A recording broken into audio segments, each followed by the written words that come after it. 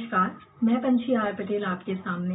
आज जैसा कि हम सब जानते हैं, पूरे भारत में या कह सकते हैं कि पूरे विश्व में कोरोना जैसी बीमारी से हर कोई परेशान है। ये एक ऐसी आपदा है जिससे हर व्यक्ति पूरी तरीके से परेशान हो चुका है। परंतु हम आज आपको ऐसे व्यक्ति से मुलाकात करवाएंगे जिनका नाम नाजिम अंसारी जी है, जो विगत 25 वर्षों से समाज की सेवा में निरंतर लगे हुए हैं। और अगर हम बात करें कि उन्होंने क्या क्या काम किए हैं, तो चाहे वो बात घरेलू कामगारों की हो, मजदूरों की हो, या हम बात करें बेघर हो, या समाज में ऐसे लोग हों जिनके लिए कोई आगे ना आ रहा हो, वो उनके लिए निरंतर काम कर रहे हैं। और ऐसा समुदाय जो हर ओर से बहिष्कृत पाया गया है, उपेक्षित पाया गया है। जी हाँ, थर्ड जेंडर की हम बात कर रहे हैं, किन्नरों की। उनके लिए निरंतर नाजिम जी हर तरह से प्रयास कर रहे हैं। किन्नरों की अगर हक की बात करें, उनके मान की बात करें, उनके सम्मान की बात करें, या उनके स्वास्थ्य की बात करें, या उनकी शिक्षा की क्यों ना बात करें, हर तरह से नाजिम जी उनके लिए कार्य कर रहे हैं ताकि वो उनके हक को दिलवा सके। जी हाँ, अब हम आपको नाजिम जी से मुलाकात करवाएंगे। नाजिम जी, आपको मेरा प्रणाम। नमस्कार जी, जैसा कि हम सब जानते हैं नाजिम जी, आप किन्नरों के लिए विगत 4 वर्षों से लगातार काम करते आ रहे हैं। तो जो ट्रांसजेंडर की बदहाली है, उसके लिए कौन जिम्मेदार है? देखिए, जो थर्ड जेंडर है उनकी बदहाली के लिए एक तो समाज जिम्मेदार है, और समाज के हम लोग अंग हैं, इसलिए हम लोग भी जिम्मेदार हैं और सरकारें भी जिम्मेदार हैं। क्योंकि ये जो है सक्रिय नहीं हुए, इसलिए जो है इनकी स्थितियों पे गंभीरता से विचार नहीं हुआ, इनके लिए कोई योजनाएं नहीं बनी, इसलिए जो है ये समाज के अंतिम छोर पे जहाँ थे ये वहीं पे रह गए। तो जैसा कि हम सब जानते हैं कि किन्नरों के साथ कई तरीके के भेदभाव किए जाते हैं, तो ये किस तरह के भेदभाव होते हैं नाजिम जी? इनके साथ भेदभाव जब ये पैदा होते हैं तभी से होने लगता है, और जैसे उस परिवार को पता लगता है कि हमारे यहाँ जो है किन्नर ने जन्म लिया है, उसी समय से, हालांकि ये जानकारी कुछ सालों बाद पता चलता है, लेकिन तभी से इनके साथ भेदभाव होता है। और जिन माँ बाप ने इनको जन्म दिया है वही माँ बाप इनको घर से जो है निकाल देते हैं, समाज से बहिष्कार कर देते हैं, रिश्तेदार नातेदारों के द्वारा उनको ताने दिए जाते हैं, और अंततः वो एक बाल किन्नर होता है, वो अपना घर, अपना जनपद, अपना प्रदेश छोड़ के दूसरे जगह पलायन कर जाता है। नाजिम जी, जैसा कि हम जानते हैं कि कुछ समय पहले सुप्रीम कोर्ट ने कुछ आदेश जारी किए थे किन्नरों के लिए, तो वो कौन से चीजें थी, क्या आदेश थे? हाँ, बिल्कुल सही सवाल है आपका। ये 2014 में एक नालसा जजमेंट के नाम से जो है ये एक जजमेंट आया था, और माननीय उच्चतम न्यायालय ने दिया था, और ये किन्नरों के लिए मील का पत्थर साबित हुआ। कुछ इसी के आदेश पे कुछ सरकारों ने अपने यहाँ टीजी वेलफेयर बोर्ड बना दिया, लेकिन हम देखें तो उत्तर प्रदेश में इस तरह का भी कोई बोर्ड नहीं बन पाया है। तो उससे तमाम किन्नरों को जो है अधिकार मिला, उनके वोटर कार्ड बन गए, कुछ स्टेट में उनके राशन कार्ड बन गए, उनको कुछ हेल्थ की भी सुविधा मिलने लगी, लेकिन ज्यादातर स्टेट में अपने यहाँ टीजी वेलफेयर बोर्ड नहीं बनाया है। और अक्षरवत ये जो सुप्रीम कोर्ट का आदेश था, जिसको नालसा जजमेंट के रूप में हम लोग जानते हैं, उसका पालन राज्य सरकारें नहीं कर रही हैं, इसलिए किन्नर आज भी उपेक्षित है।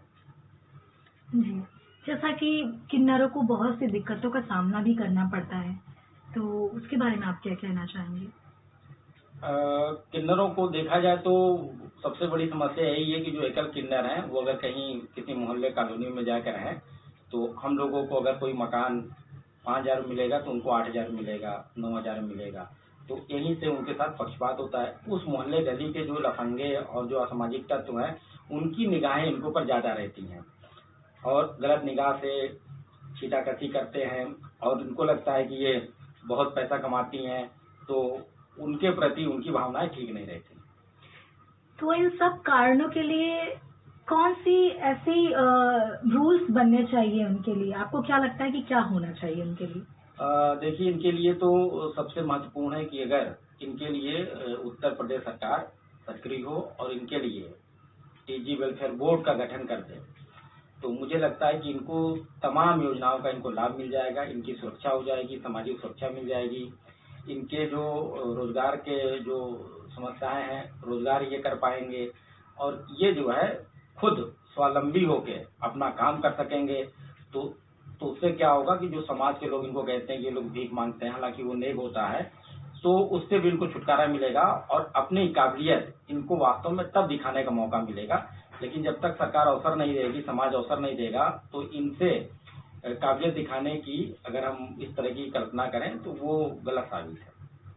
जैसा कि आपने मुझे बताया कि रोजगार के अवसर, तो वो कौन से ऐसे अवसर, किस तरह के अवसर रोजगार के मिल सकते हैं हमें?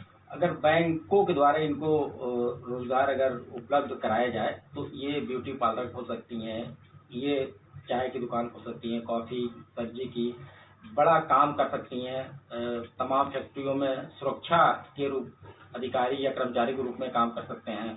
क्योंकि ये सवाल आपका बहुत अच्छा है। हम अगर देखें अपने पीछे अतीत में जाएं तो जो भी राजे रजवाड़े थे तो अपने रानियों की सुरक्षा में किन्नरों को लगाते थे। एक तो ये शरीर से हष्ट पुष्ट रहते थे और इनसे ईमानदार और कोई नहीं माना जाता, तो बड़ी ईमानदारी के साथ ये सुरक्षा का काम कर सकते हैं।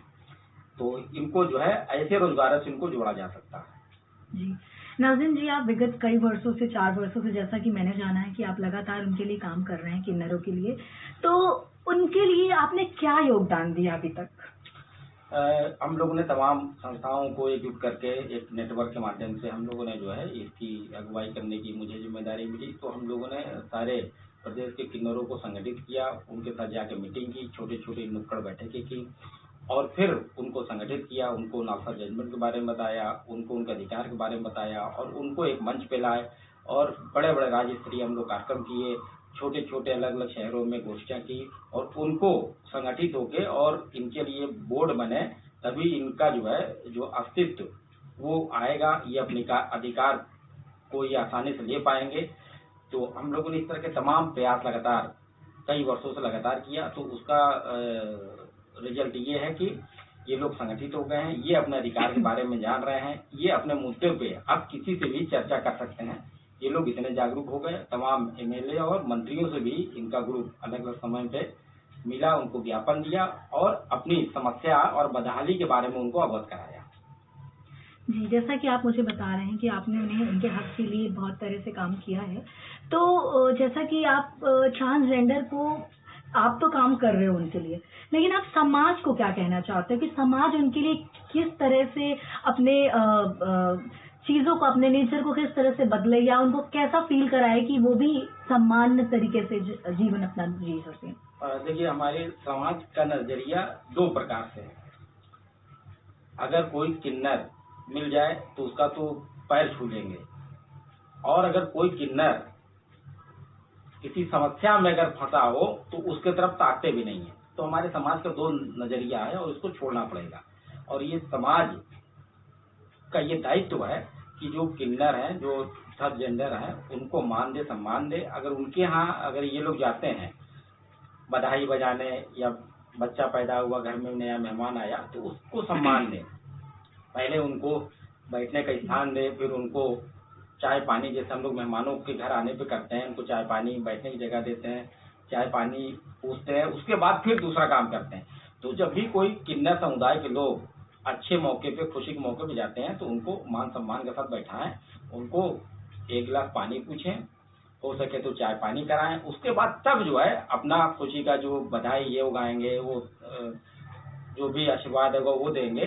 तो समाज का ये जिम्मेदारी है कि वो किन्नरों को जो है, किन्नर समुदाय को सम्मानित तरीके से सम्मान दें। आपको क्या लगता है कि यूपी में हमारे कितने किन्नर होंगे? उत्तर प्रदेश के परिप्रेक्ष्य में देखा जाए तो इनकी जनसंख्या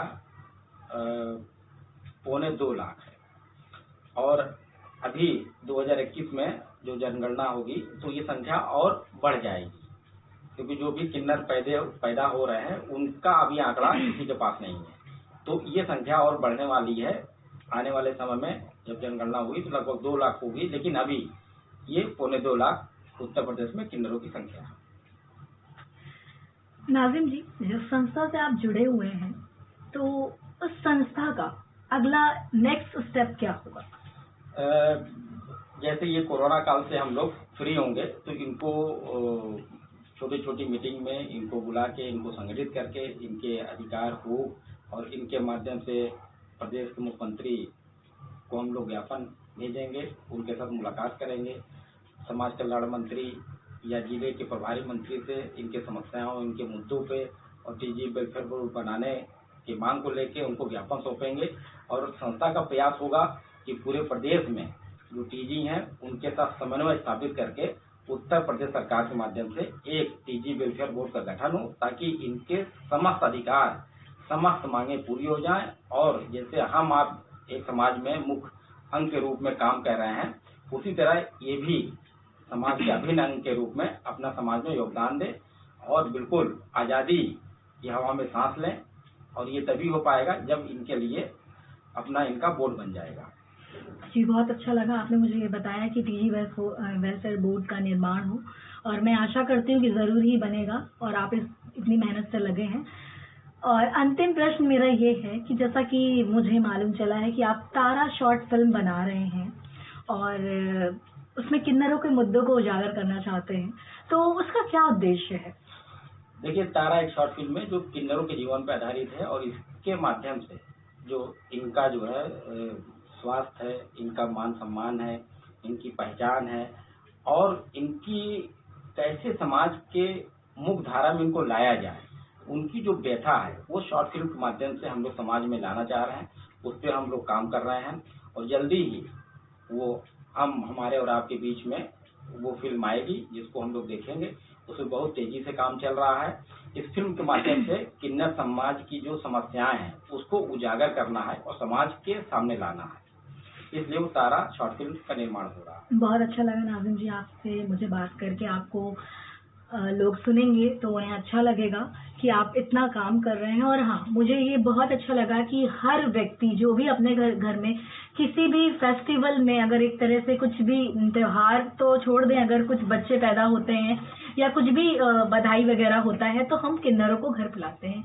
तो नो डाउट लोग अपने घर में बुलाने के बाद उनको सिर्फ एक फॉर्मेलिटी पे करते हैं, पैसे दे देते हैं और वो चले जाते हैं। बहुत ज़्यादा उनको हॉस्पिटैलिटी नहीं करते हैं। तो मुझे ऐसा लगता है कि आप सभी को, जैसा कि नाज़िम जी ने बताया है, उनका आदर सत्कार करना चाहिए, क्योंकि ये हमें करना बहुत ज़रूरी है। जब तक हम ऐसा नहीं सोचेंगे तो हम उनको बराबर का दर्जा नहीं दे पाएंगे। तो मेरी आप सभी से निवेदन है कि आप उनको बराबर का दर्जा दें, उनका सम्मान करें, क्योंकि ये भी एक गॉड गिफ्टेड किन्नर जो हमारे समाज में है, ये गॉड गिफ्टेड ही है। तो प्लीज़ आप भी उन्हें, मेरा निवेदन है कि आप उन्हें आदर सत्कार दीजिए। धन्यवाद।